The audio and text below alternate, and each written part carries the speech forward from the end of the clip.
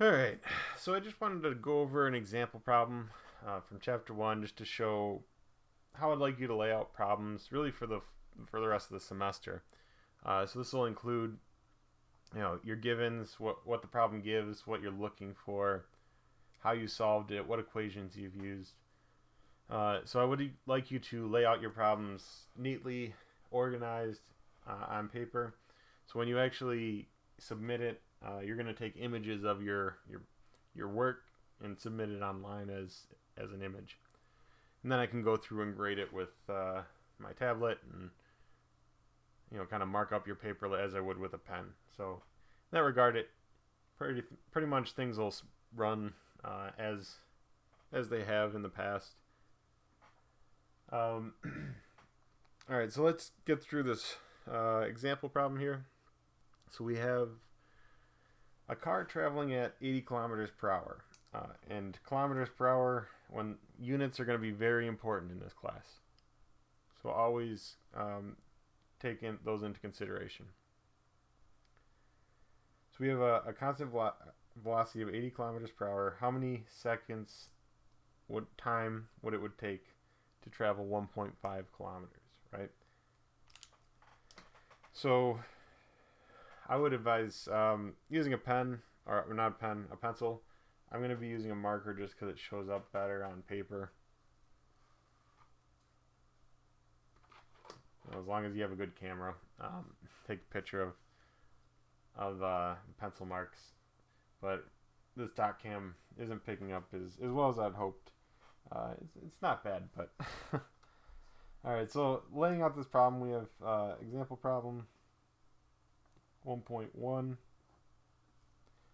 This is just to give reference for you that might want to follow along in your book. This is page 7. Alright, so as we said, we want to lay out our givens, right? What does the problem give us? What's given? Well, the very first thing it gives is velocity. That velocity is 80 kilometers per hour. We also have the time, or sorry, we don't have the time, we have the distance, though, that it traveled. So that's, for some reason they use S. It's kind of an odd variable, I think, for distance, but so we have this distance S is 1.5 kilometers. It's kind of bleeding in on my paper a little bit. Sorry about that. So we have our given laid out. You can kind of move this book out of the way.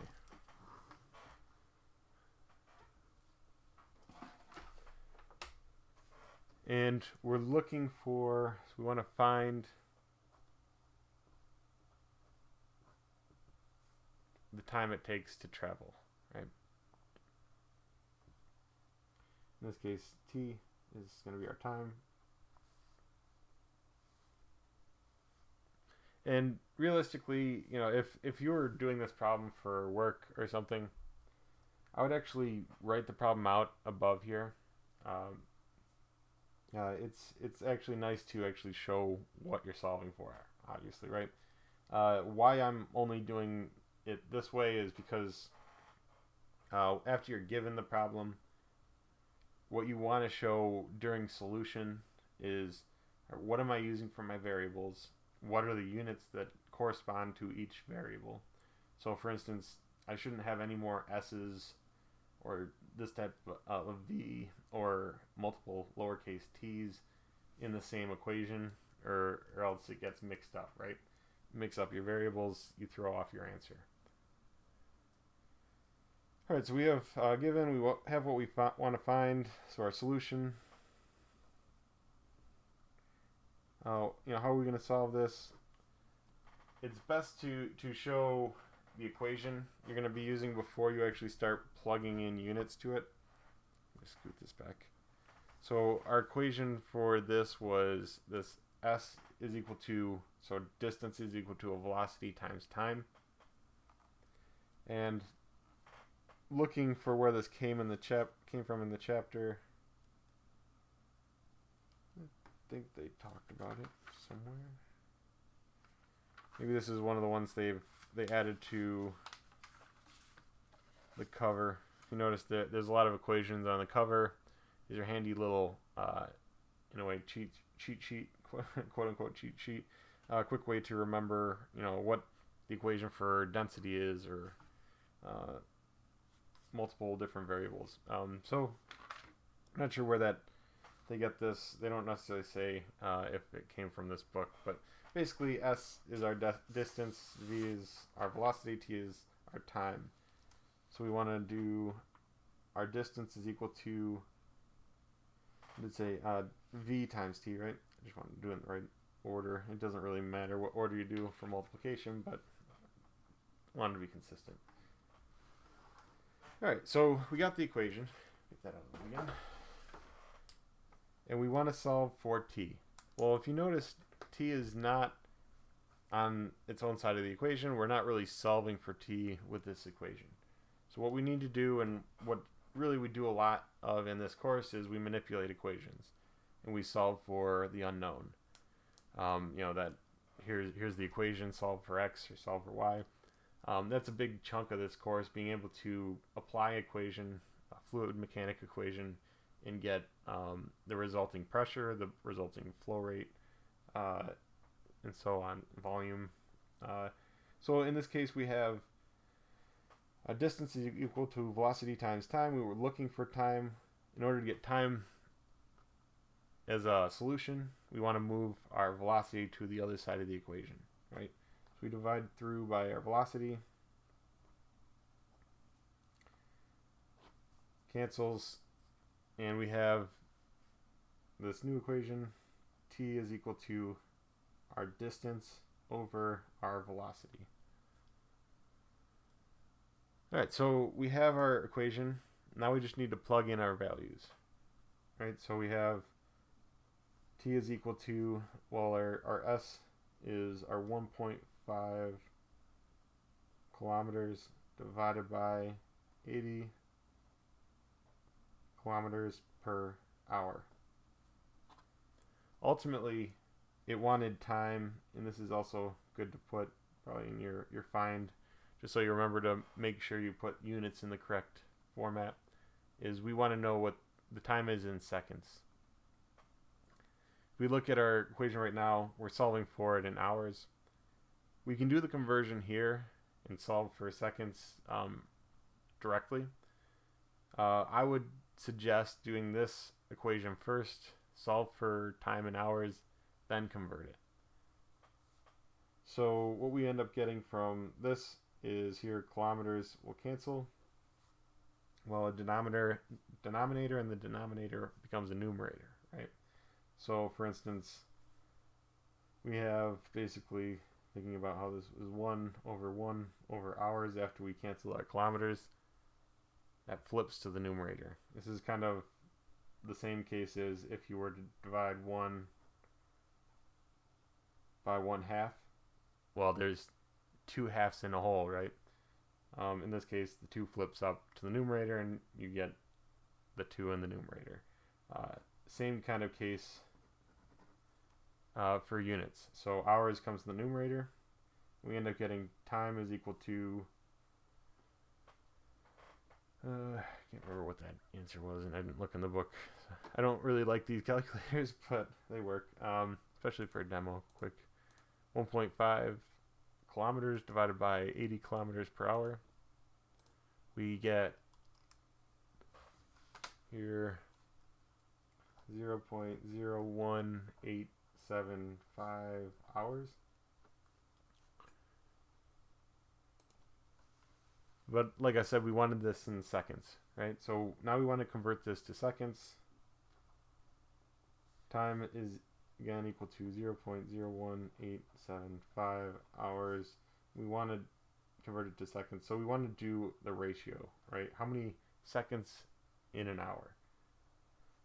If you don't know that off the top of your head, we'll break it. You can break it down further. Well, how many minutes in an hour? Well, there's 60 minutes in every hour. 1 hour, right? And for every 1 minute, we have 60 seconds, right? And we want to get seconds in the numerator. We want basically to cancel hours out here and find seconds. Well, if we look at how our values turn out now, our hours will cancel with hours, minutes will cancel with minutes, and we're left with seconds as our only unit. Well, 60 times 60 is 3,600. So we want to, let's open our calculator again. So we had 0.01875. We want to multiply that by 3,600. 60 times 60 is 3,600. So our final time in seconds is 67.5 seconds. Realistically, this is what I'm looking for. You know, if I was doing this for work, or say I was presenting this as a solution for a job, or in any case, you know, wanted it to be professional, you know, I might put that it takes 67.5 seconds. I usually would type this because my handwriting's terrible. So it takes 67.5 seconds to go 1.5 kilometers going 80 kilometers per hour. Just so you have context, right? Yeah, we have 67.5 seconds, but what does that mean, right? Especially since we didn't lay out the problem or write it out up here. In most cases, it'd be best to write out the problem right above this. I'm not necessarily going to require this or your final definition unless specified. In some cases, I do want you to document, and in really most cases, it's best to get used to documenting. You know, it's best not to. So if you were to, for instance, think about it, if you were to get a piece of paper of a calculation done by somebody to do something important that would affect your job or say your position at work, right? You wouldn't necessarily just take them at their word that if this is all they gave you, would you want to go over and kind of review this, especially if you think about it, if this is all they gave you, you know, all they gave you is 67.5 seconds. You know, are you going to want to review that, especially if your job is on the line? You know, that's something to think about, and also gets you used to kind of writing it out in an engineering format. So that's really the example I wanted to go through. I'll be doing more of these. We'll definitely do more of these on Friday and go through some different conversions and different things. But laying out your problems and actually showing your unit conversions, showing your unit cancellations, this actually makes sure that, you know, we wound up at the right unit because we're able to cancel out and we did the math correctly. If we didn't do the math correctly, we wouldn't have ended up with seconds, right? If we didn't necessarily take this equation and we plugged it into the equation wrong, if for some reason we did 1.5 times 80, well, we'd get kilometers squared divided by hours, right? And that's not really a unit of time. So obviously that's not correct. But that gives you an idea of how I want you to lay out problems. The next quiz that you're going to be doing has 5 questions. They're actually laid out. You'll actually do this problem. They're actually laid out from the example problems in the book. They are, you know, just plug and chug answers as far as the answer to the solution. It is not going to require you to show your work. I would suggest, though, getting used to doing this and practice writing out your problem and then submit your answer into Blackboard for that question. take your time on them. That way you don't have to redo it. I have allowed you guys to do up to about six redos, retries. If you run into issues, this is the first time I'm really trying this online submission and format, to where it can make multiple questions, and vary the math, the numbers that are being used. So, for instance, this is one of them. It might vary 80. It might have 75, or a different time, or different distance. So that's what you're going to be going over next. And let me know if you have issues. And again, we'll talk more. I guess I'll be available on Wednesday, and then we'll have our lab on Friday online at 8 a.m. But let me know if you have any issues. Otherwise, I'll be talking at you here soon. And hope your first week's going well. All right, later.